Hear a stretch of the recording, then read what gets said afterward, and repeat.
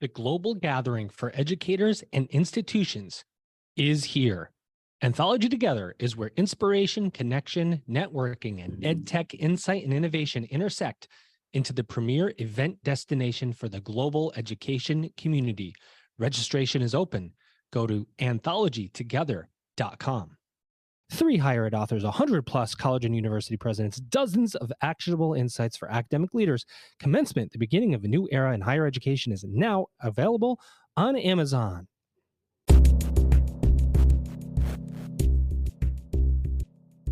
Welcome back, everybody. It's your time to EdUp on the EdUp Experience podcast, where we make education your business. You knew I was going to say it.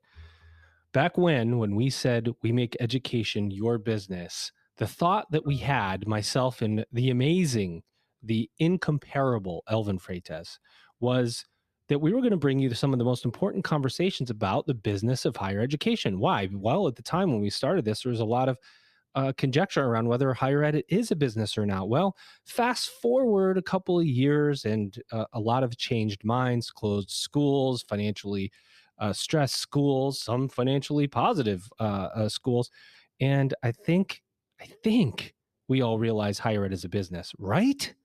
Isn't that a rhetorical question you could send on? Is higher ed a business?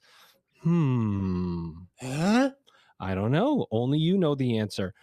And somebody else that knows the answer is our guest today. Our guest today was serving as the chief of staff to a small college president about 8 years ago when he realized that there was no easy way to compare the financial health and viability of colleges in the United States. If you think about it, there is no way to do it until now. In the intervening years, he has researched the financial health and viability of more than 3,000. Yes, I said 3,000. Excellent. Public and private colleges. His college viability app provides users with the ability to customize comparisons of as many as, 30 reports at one time, covering financial, enrollment, and outcomes-based information. Ladies and gentlemen, the one, the only, the amazing Gary Stocker. What's up, Stocker? How are you? Well, Joe, can we take amazing out? You can go with the rest of the compliments, but let's take amazing out before we start our conversation. No way. We're putting amazing in. Amazing. What's going on, man? How are you? I'm doing well, Joe. As always, it's a pleasure to be with you in this fine office overlooking the football complex here at Lindenwood University. Yes. If you don't know, you figured it out that we are literally in my office here on the campus of Lindenwood University. Gary and I are sitting across from the table from one another. He has some relationship with Lindenwood, also lives in the St. Louis area, so we get to get together in person. And in fact, Gary was one of the first people I met when I moved here at a Lindenwood women's basketball game when I first moved to Lindenwood from California. Isn't that right, Gary? It is. And Joe commented on the fact it had been a long time since he'd seen a college basketball game. I fixed that. Nailed it. And that is true. That is true. And one other thing that is true, Gary, is that you have one heck of a product on your hand called the College Viability college app that you created. I lost the word for a second. College Viability app that you created that allows you and anybody else who subscribes to compare the viability, the financial viability, or any other viabilities of colleges and universities today. Tell us, first of all, why you created the College Viability app. Well, as you might imagine, there's always a backstory. And the backstory to this is, as you mentioned earlier, I was the chief of staff to a small college president out in central Missouri. And we realized that there might be a need to look at consolidating the operations and academics of this college with another one. And he said, Gary, go out and find me some merger partners, some consolidation partners. I took the task to heart. But here's what I found initially. There was no easy way to do that.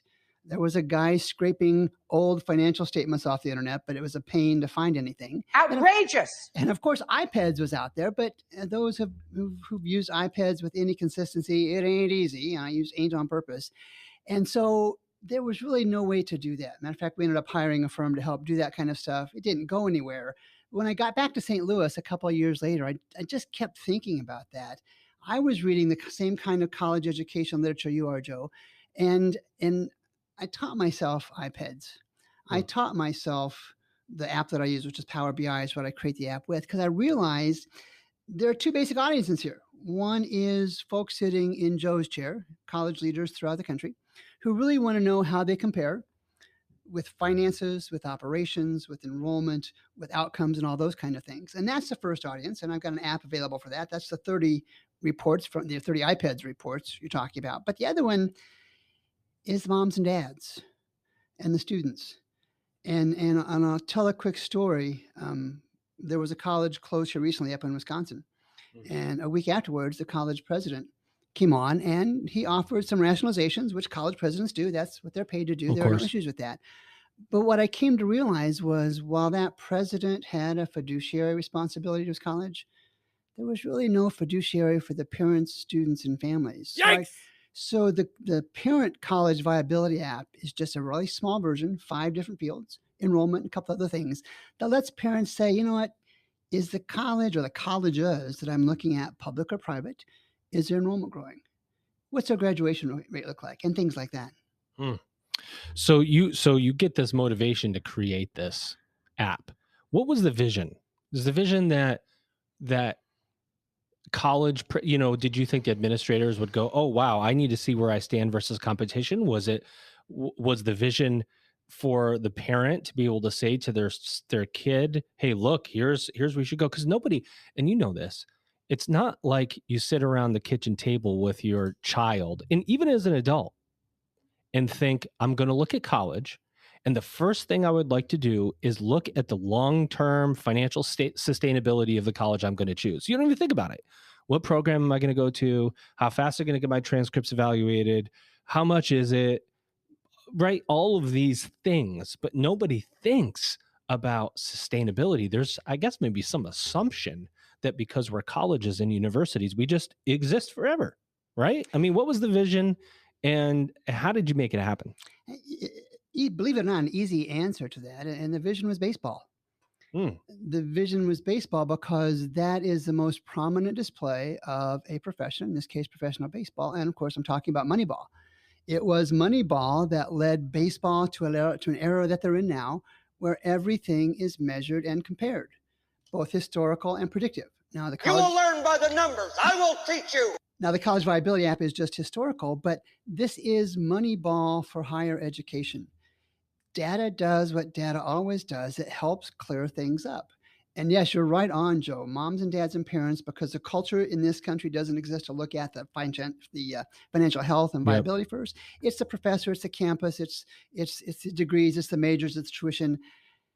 But I have learned from watching 60 some odd colleges close since 2016, it's painful when it happens on an individual level.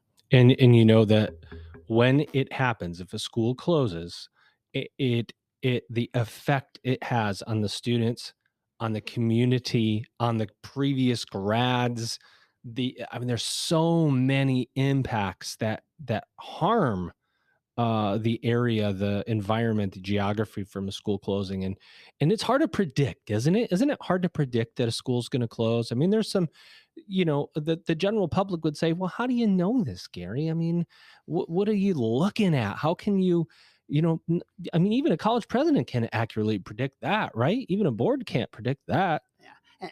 Great question. And I don't know that I would ever get up on a public platform and say these colleges are going to close, because you're right, you just can't do that. But I sure as heck, and this is what the app does, it compares. I can show you which colleges, and you name a state, you name a private colleges, have had their enrollment grow, have had their tuition and fee revenue grow. I can show you what their endowments are compared. Pick 5 colleges. Ooh, I told you you're going to hit the microphone. Pick 5 colleges, and I can tell you by comparison which ones are stronger. And so can you, because we've designed the app with some color codes and that kind of stuff. And it goes back to that Moneyball thing. The data exists. This one is probably financially stronger than others. Will they close? Yes, certainly some will. There's no way around it. There's too many college seats and not enough college students to fill them, period. Those that took Economics 101, that's the first lesson you learn. It's supply and demand. Isn't it? Right? It's almost like we forget this basic premise in economics, supply and demand, or maybe we don't want to consider it. Every time a school closes, and there was one very well-known school that closed recently, the one you're referencing in Wisconsin, where maybe there was a little bit of a surprise, a little bit of a wake up call to the higher education community to go, oh, wait a minute, that school can close. If that school can close, other schools can close too. And we're talking about it's almost like the mid, the mid majors, as you like to call them. We're talking about schools primarily from what, 500 to 10,000 students. Maybe that's even high, 500 to 5,000 students, serving, maybe they have niche audiences. Maybe they're not sure if they're online or on ground. There's identity crisis going on, resource allocation crisis, and so on. What, I just, where's the end? Where's this end, Gary? You're the Swami now. Actually, Swami is my middle name. So, Joe, that was well played. Oh, you're welcome. I knew it. Where does this end is the question before us. I guess the best way is to look at other industries. Look at hotels, look at airlines, look at rental car companies, look at hospitals, look at banks, you name it. What other industry hasn't experienced significant industry changing consolidation in the last 30, Yeah. 40, whatever, almost everyone except higher education. Yeah. Now, I understand the parochial nature of colleges, both public and private, and that there is that eternal hope that we'll survive. But we've heard this before. Hope is not a strategy. And where this ends will be more consolidation. Do I know which ones are higher risk? Gosh darn, I do, because I look at the data all the time. And that's where the college viability apps, the versions come for leaders like yourself and moms and dads and students and other family members, just to start with, which one is healthier? Which one is healthier? So from those that are using the app, what is their primary use case? What are they looking at? Is it the finances? Because you're working directly with presidents and high level administrators. Are they going, what? How much? What are the outcomes? What are the finances? What's that one or two pieces? Obviously, enrollment, right? You want to know how your enrollment is trending versus the competitors. But what are those other key items that are being looked at? And in almost across the board on the executive level, and then I'll address the parents one also, is tuition and fee revenue. It is the enrollment you talked about. And here's the kicker. It's admissions yield. I did a study using the iPad's data not that long ago, a couple months ago, on 10 colleges, private colleges that recently closed. And the two consistent indicators were not necessarily enrollment, but it was admissions yield. It's fuzzy math. Every one of those had a decrease in the admissions yield. And for those that don't know, that's a percentage of students accepted by university that show up. That was consistently down. And here's what stands out, though, and you have to be careful of the data, as we all know. Iowa Wesleyan was in that group of 10. Their enrollment was up. Some 300 students, if I recall off the top, over the 8 years that we use on the app. And of course, they didn't make it. You go and look at their admissions yield, it was down. You go and look at their unfunded grants and merit aid and all those kind of things, and it was up monstrously, 50% or even 100%. I have to check to be sure.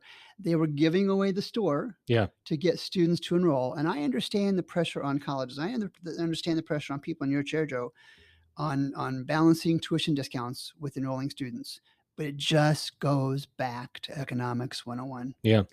Too many seats, not enough people to fill those seats. Well, and the tuition discounting, God, what a mess it is, because it's like going to a retail store where they just mark everything up by, they put a sign that says 75% off, but sell it to you for the same price. Right. And it's very hard to understand depending on where you go. And the thing with discounting is you're just trying to fill seats. It affects your revenue, and everybody knows that, but you just want to get your enrollment up. There's some kind of a status that comes with saying, well, our census number is up.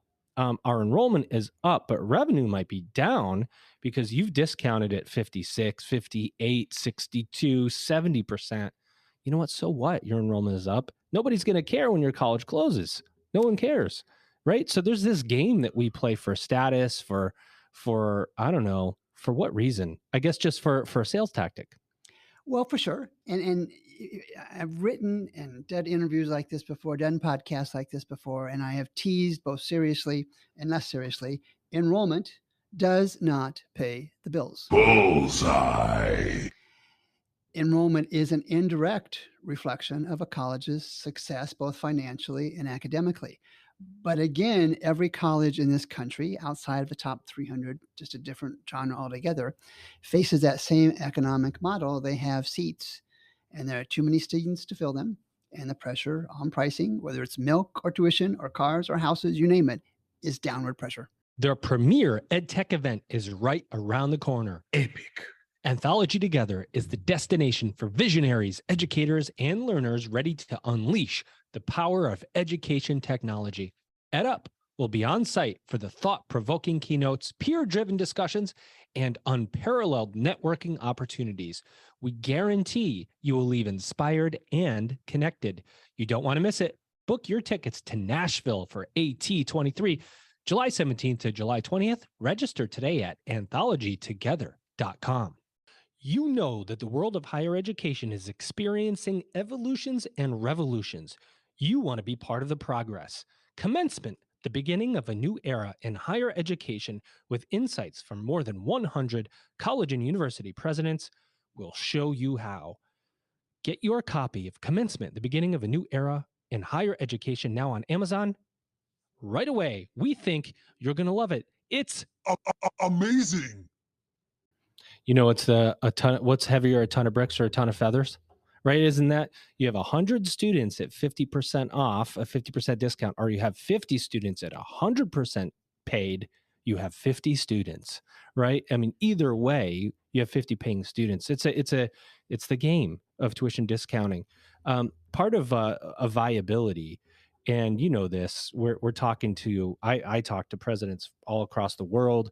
They are all concerned about higher education. They're all concerned about financial sustainability. Then surveys come out and it's like, 80% of presidents think that their institution is strong. It's like, what's everybody looking at? Where's the confidence coming from, do you think? Well, again, there was somebody who did a story like that, or I read the story recently, and I posted that delusion is a tough disease to cure. Nailed it. But I can't blame these presidents. That's what they're paid to do, to promote their college. And I'll go back to that fiduciary who is there to represent the students and their families, to say, hey, be careful of colleges like the 10 that just recently closed. There are colleges in trouble whose responsibility is it to stand up and say, hey, be careful of choosing these colleges because they may or may not close. I think that's a separate level. But what if they don't have the financial resources to pay the good faculty, to keep the facilities up to speed, to provide the good coaches for athletes? That's kind of an intermediary step. And, look back on our own personal college experiences. Mine was fabulous. Yeah. It was a different honor. You can tell by looking at me, Joe, how old I am, but I'm sure yours was the same thing. Cheers. I don't know that that's the case today. Yeah, I mean, right, there's a value conversation too that's coming up. But what's the trend? What's the trend of these closing colleges? Is it colleges oversaturated with sports teams? Is it lower or less academic programming? Is it religious colleges? Is it, what is the trend? What are the trends that you're seeing? Don't hit me. I know you're about 5 feet away here, but don't hit me when I say this. But the die is already cast in my mind, right or wrong. The die is already cast. The outcome of this is going to be consolidations. Yeah. And what we see happening, and I know it's happened with many, if not all, of the colleges that have closed, at the last minute, the last dollars are circling the financial drain, and they reach out to other colleges and say, marry me, save me, save me, save me. So true. And these colleges look at the finances and say, I'm not interested. And that's going to continue to happen. Initially, I thought there would be more consolidations. Now I think there's going to be more closures because these colleges, the die is already cast, and they're just waiting too long. That's such a good point, and I've brought that up on the podcast before, as has the Lindenwood strategy team, the M&A team that was on the podcast. And we when we set up the Lindenwood education system, we've talked to a number of both for-profit and nonprofit colleges. And the nonprofit colleges, certainly when you're getting down to, should we merge, can we acquire, whatever that looks like, asset purchase agreement or otherwise, it's well, we've got to talk to the board. We don't know how receptive the board is going to be. The board of a nonprofit doesn't have any motivation to consolidate, right? I mean, there's definitely an ego piece of this, but if you're going to give up the control of your independent university to another, the only way that that other university is going to take you and your name and the independence that you enjoy is that you give up that control, and you give it up in a time when your finances are relatively, I mean, maybe they're declining, but they're still relatively okay. If you wait past the point of no return, it's like, who wants to buy the last shirt from a closing retail store? It's like, there's nothing left. And the point is one that is just too much of a minority view. And I'll restate kind of what you said. For a for-profit merger, there's cash that changes hands. It's cash. And for a non-for-profit merger, you're looking at a board of trustees who in large part has an emotional and maybe financial interest in that entity. And there is no cash changing hands. It is, like you said, a giving up control. They may probably don't call it their own kingdoms, but in some ways it is Yeah, for sure. It is their kingdom. And that's why I still think there will be fewer and fewer consolidations until colleges that are in those financial straits recognize they have to act now before the last dollar is going down the drain. Well, and if you think about it, the psychology of this, if I'm a board chair of a nonprofit and somebody approaches me to consolidate, one of the first things I'm going to think of is, well, if that happens, then I'm no longer the board chair. And then my buddies or my friends or the people I brought on to the board are no longer going to be on the board either of this new institution. And I'm not going to do that to these people. It's going to hurt my personal reputation. And so then instead I close and I affect thousands of students, right? I mean, it is this really funny space that we live in, isn't it? It is. And a couple of years ago, I was playing with that same concept. And there are 29 private colleges in Illinois. And I went and grabbed all of the data from iPads for those 29 colleges and compared expenses. And it was like $3.7 something billion in expenses. And I said, let's take 5% of that. Yeah. It was real money. But each one of those individual colleges with a $10 million or $50 million budget, 10% of that isn't nearly as much. But that's not even the point. I did some speculative work. Really? On salaries for executives, presidents, vice presidents across the board, marketing, HR, admissions, those kind of things. And the numbers were astonishing. It's fuzzy math. It's not fuzzy math because again, we go back to the other industries that have consolidated. Yes, we need fewer presidents, fewer vice presidents of human resources. Think about sitting in your chair. And again, you may choose to throw something at me. Watch out. Would you be interested in marketing not just for one or two colleges, this admissions office here in the neighborhood? Would you like to market for 10 or 15 or 20? Sure. The scale values are substantial. Right. And that's where our education systems come from.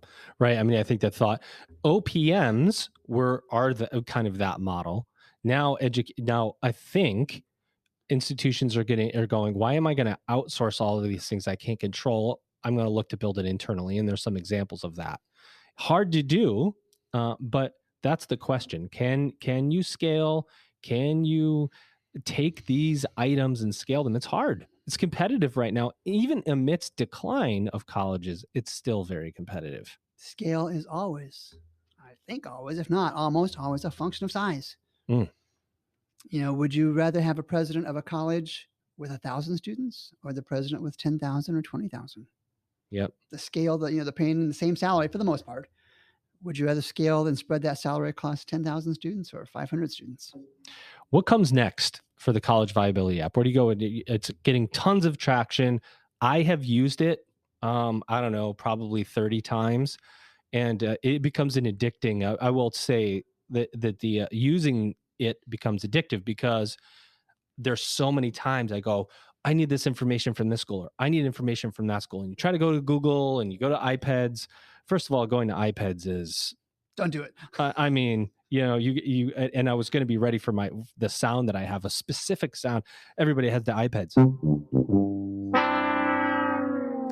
So you make the app makes it easy to pull that data, which exists in a very easy drag and drop way that blows your mind when you do it for the first time. And then I'm like, okay, let me do this. Okay, let me do that. Okay, let me try this. Let me try that.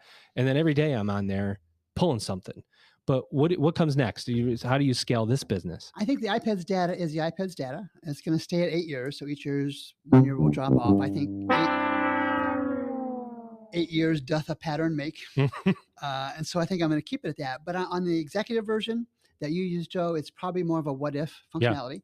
So you could say what if, because now you're just comparing colleges across states and types of colleges and all those kind of things. So I'll be adding some what if functionality. For parents, what I'm planning to do starting this fall is a series of webinars for parents across the country That's awesome. that they'll sign in and say, here's how you use the app. But I'll also take questions from parents saying, well, I'm looking at this college. I'm looking at this college. Let's bring those up. Never, ever, ever will I say this college will close. I'm not smart enough to do that. I will never do that. But I can say, look at the enrollment. College A has Sure. lost 1,000 students, College B 200 students, and College C has stayed flat, whatever. Right. Look at the graduation rates. That's the hidden factor we haven't talked about today. It is. It's scary. Mm. They aren't good across way too many colleges. But having said that, there are some that really stand out that will surprise you. And we're paying for that piece of paper. We're paying for the honor of watching our children walk across that stage and crying and all the things that go with that. And too many times that's not happening after 4 or 5 or even 6 years. Yeah, it is. It is a fact that we haven't talked about. It is what we do. What we're supposed to do is graduate students, right? So it is probably one of the most important stats we look at is, are we graduating people? Hypothetically speaking, if you have okay enrollment, but students are coming out of the back end, that's a good thing. It creates lots of problems on the front end to get more students, but graduating students successfully at a high rate helps reputation, then helps your front end with your marketing and enrollment. So that is the output. The outcome is what it's all about. So you can scale this, is what you're saying.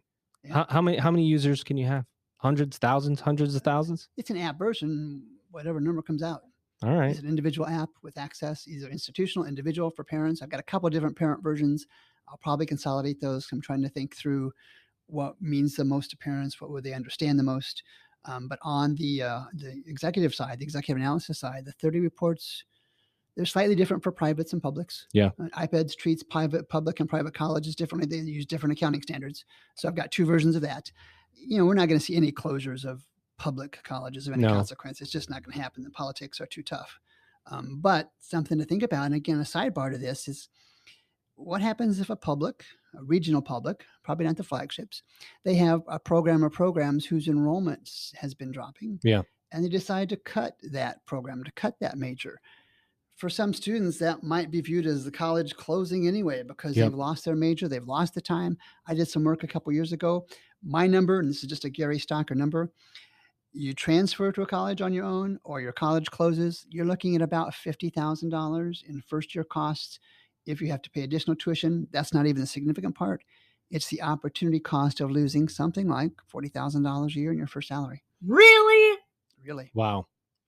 Well, I'll tell you, one of the points you make about the regional publics, and really for any institution, tenure or fixed costs. There's a lot of fixed costs in higher ed and teaching and learning and so on. Those fixed costs are reflected in the financials, and you can see, there's fixed costs that we have. If those fixed costs don't move and they're not declining and they're staying flat, and enrollment is also declining, typically you then have a situation on your hands. One that you could figure out against your peers through the college viability app. You sell it to the institution itself, right? What if I'm a college president right now? I got 15 people on my executive team. Can I buy a package with 15 people, or am I buying 15 individual versions? You can buy a package for 15 people. I love that. If you're out there listening to this, I strongly support and urge that you check out the college viability app created by my guest today, Gary Stocker. It is absolutely incredible. Anything else you want to say about the app, Gary? No, it's a tool. It's Moneyball for colleges, and use it today, use it tomorrow. But the Joe Slustios of the world are using it today, and I would bet $1.50 he gets some advantage out of using it today versus tomorrow. You could bet more than $1.50 on that. And I'll tell you, my guest today has been amazing, ladies and gentlemen.